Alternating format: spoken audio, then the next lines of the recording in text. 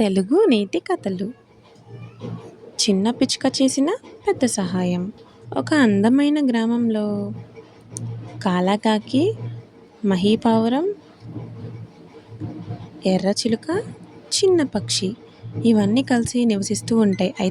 అవి చిన్న పక్షిని ఇలా అంటాయి, ఇంత చిన్నగా ఉన్న నువ్వు మాకు సహాయం చేస్తావా అని వెక్కిరిస్తూ ఉంటాయి. హఠాత్తుగా ఒకరోజు తీవ్రమైన తుఫాను వచ్చి పిచ్చుకల గూళ్ళన్నీ కూలిపోతాయి. వాటికి ఏం చేయాలో అర్థం కాదు. ఎంతో దిగ్భ్రాంతిగా ఆలోచిస్తూ ఉంటాయి. అయితే ఒకరోజు చిన్న చిలుకకి ఒక ఆలోచన వచ్చేసి కాకి కర్రలన్నీ పేర్చుతూ ఉంటుంది. పావురం పచ్చి ఆకులు తెస్తుంది.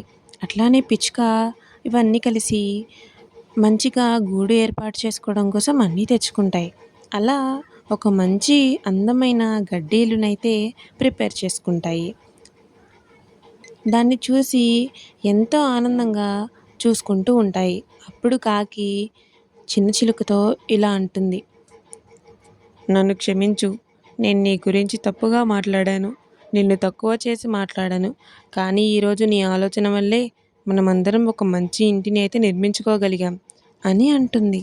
అప్పుడు పక్కనే ఉన్న పక్షి ఇలా అంటుంది, ఏం పర్లేదు, ఎప్పుడైనా చిన్నవారిని చూసి వెక్కిరించకూడదు. వారిలో కూడా ఎంతో కొంత ఆలోచన, ఎంతో కొంత శక్తి అయితే ఉంటుంది అంటుంది.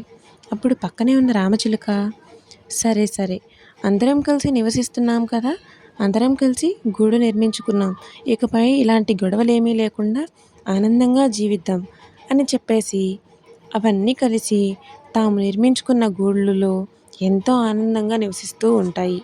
ఇక్కడ నీతి ఏమిటంటే ఎవరిని చిన్నవారని తక్కువ అంచనా వేయకూడదు. ఐకమత్యంతో కలిసి అందరం కలిసి ఏదైనా పనిని చేసుకున్నామంటే తప్పకుండా గెలుస్తాం. సో మన వీడియో మీకు నచ్చినట్లయితే మన ఛానల్ని అయితే సబ్స్క్రైబ్ చేసుకోండి, లైక్ చేయండి, షేర్ చేయండి. Thank you.